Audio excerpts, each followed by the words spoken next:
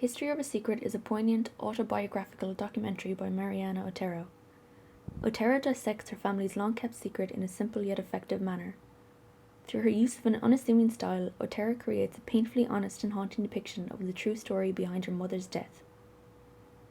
This documentary relies on a narrative to drive the film forward. There is no advanced technology used, no extravagant editing mechanisms. Otero uses lighting, reenactments, close-ups, and politics to evoke emotions and truthfulness. Light plays a significant role in Otero's journey towards the truth.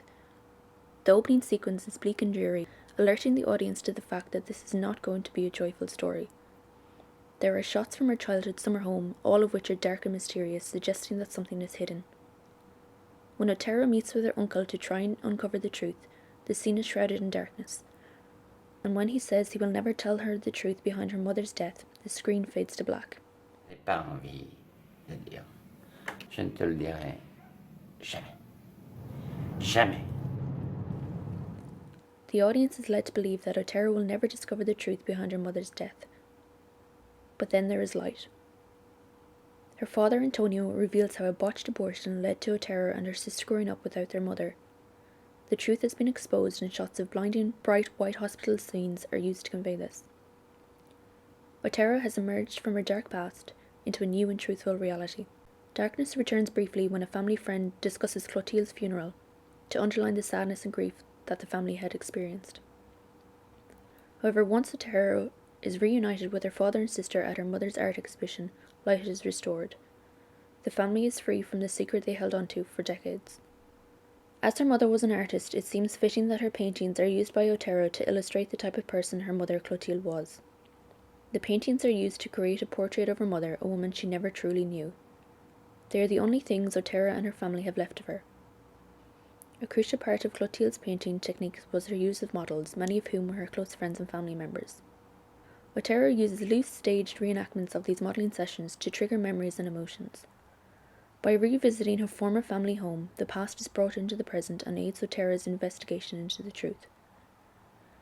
While these reenactments are not factual, they do offer a characterization of Clotilde that the audience, and perhaps even Otero, had not yet known. Il y avait un côté quand même très spontané de ce qu'elle faisait tout en ayant une culture picturale très importante, quoi. J'ai quand même le son de sa voix et de ses éclats de rire en mémoire. Une voix un peu aiguë. Elle parlait vite. The apartment acts as a sensory catalyst, summoning memories from its subjects. Je la retrouve tout à fait. Désolée. Non, Otero stated in her director's note that she wanted her mother's presence to be felt despite her absence. During these sittings, Otero extracts the tales about her mother from the models, but she omits any footage or audio of herself asking direct questions. The interviewees appear to be taking part in truthful, casual conversations. This approach allows the audience to focus on the descriptions of Clotilde and not on her daughter, Mariana. Close-ups are an integral part of exploring the truth surrounding Clotilde and her untimely death. The audience is shown close-ups of her artworks, inviting them into the canvases and allowing them to search for details. Images of a nude woman flash before her eyes, generating an image of the absent mother, a woman the audience is trying to piece together. Antonio reveals that Clotilde chose to abort her fetus to concentrate on her paintings. These close-up shots convey her skill and dedication to her art, a passion that ended up costing her her life. There is a deep-rooted link between Clotilde's art and her mortality. Just as Otero uncovered her family's private history, she also discovers her mother's talent.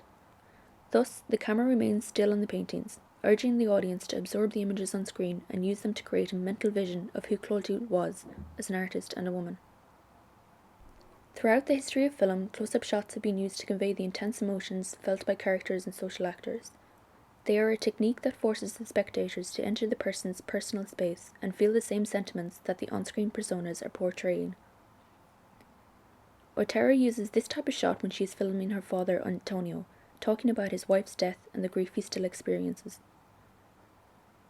Not only are his words heartbreaking, but being able to witness the tears forming in his eyes and the silence that goes along with them makes the footage even more moving. Antonio speaks about his wife's last words, something Otero never knew before. However, his silences are just as poignant as his words.